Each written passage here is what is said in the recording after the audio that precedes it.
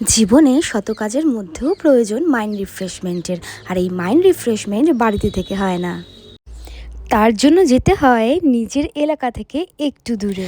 আর ঠিক সেই মতোই আমরা প্ল্যান করি দূরে কোথাও একটু ঘুরে আসার। তাই আমরা শীতের ভোরেই বেরিয়ে পড়েছিলাম। স্টেশনে গিয়েই যে যার মতো আমরা মিট করে নিই। প্রথমে উঠে পড়ি লোকাল ট্রেনে। কোথাও যাওয়ার জন্যে ভোরের জার্নি কিন্তু বেশ ভালো লাগে। যেহেতু এক্সাইটমেন্টে সারা রাত ঘুমাইনি, তাই ট্রেনে উঠে একটু ঘুমিয়ে নিয়েছিলাম। তারপরে শিয়ালদা প্ল্যাটফর্মে গিয়ে হয়ে গিয়েছিল বাকি সবার সাথে মিট আপ। এরপর শুরু হলো আমাদের পরের ট্রেন জার্নি। ট্রেনে উঠেই যে যার মতো গল্প ও ফোন নিয়ে সময় কাটাতে ব্যস্ত। যেহেতু ছিল অনেক ভোরের জার্নি, তাই ব্রেকফাস্ট করার একদমই সময় ছিল না। তাই ট্রেনে উঠেই আমরা করে নিয়েছিলাম একটা হেলদি ব্রেকফাস্ট।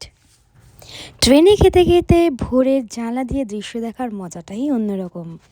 যেহেতু রাতে কারোই ঘুম হয়নি আর সকালে উঠতে হয়েছিল অনেক ভোরে, তাই সবাই মোটামুটি হয়ে গিয়েছিলাম আমরা ক্লান্ত। তবে ঘুরতে এসে শুধু ঘুমালেই চলবে না, বাড়ির অপরূপ দৃশ্য দেখার উপভোগটাও করতে হবে। প্রাকৃতিক দৃশ্য দেখতে দেখতে আমরা পৌঁছে গিয়েছিলাম শান্তির জায়গায়, বোলপুর শান্তিনিকেতন। আমাদের পৌঁছে দেওয়া ট্রেনকে বাই বাই বলে আমরা এগিয়ে চলেছি আমাদের গন্তব্যস্থলে।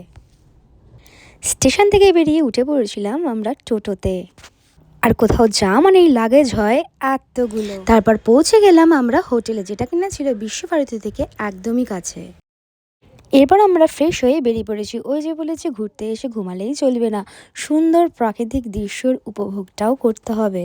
আমাদের শান্তিনিকেতন যাত্রার প্রথম দিনেই চলে গিয়েছিলাম সৃজনী শিল্পগ্রামে। ওখানে সেই সময় চলছিল পূর্বাঞ্চলীয় লোক উৎসব। সেই কারণে ওখানকার সাজসজ্জাটাও করা হয়েছিল অপূর্ব সুন্দর। বাকি সব কিছু তো দেখাবই, কিন্তু তার আগে আমাদেরও দেখানো যাক। সৃজনী শিল্পগ্রামে তুলে ধরা হয়েছে বিভিন্ন রাজ্যের বিশেষ বিশেষ কারুকার্য শিল্প। এখানে ছিল বিভিন্ন জায়গায় গ্রাম্য পরিবেশের আদলে তৈরি শিল্পকলা। আবার ছিল কিছু মার্শাল আর্টের মূর্তি। বোলপুর যাব আর আদিবাসী নৃত্য নাচবো না, তা কি করে হয়? তাই আমরাও একটু সঙ্গ দিয়েছিলাম তালে তালে। ওখানে আরও কারুকার্য শিল্প দেখে আমরা বেরিয়ে পড়েছিলাম। যেহেতু দুপুর গড়িয়ে হয়ে গেছিল বিকাল, খিদে পেয়েছিল আমাদের বড্ড, তাই ওখান থেকে বেরিয়ে আমরা চলে গিয়েছিলাম দুই কর্নার হেসিল ঘরে, যেখানকার খাবার ও অ্যাম্বিয়েন্স ছিল অসম্ভব সুন্দর। ওখানে লাঞ্চ করে আমরা বেরিয়ে পড়েছিলাম হোটেলের দিকে। আমার বোলপুর যাত্রার প্রথম পার্ট শেষ করে দ্বিতীয় পার্টে দেখা হবে খুব শীঘ্রই। বাই।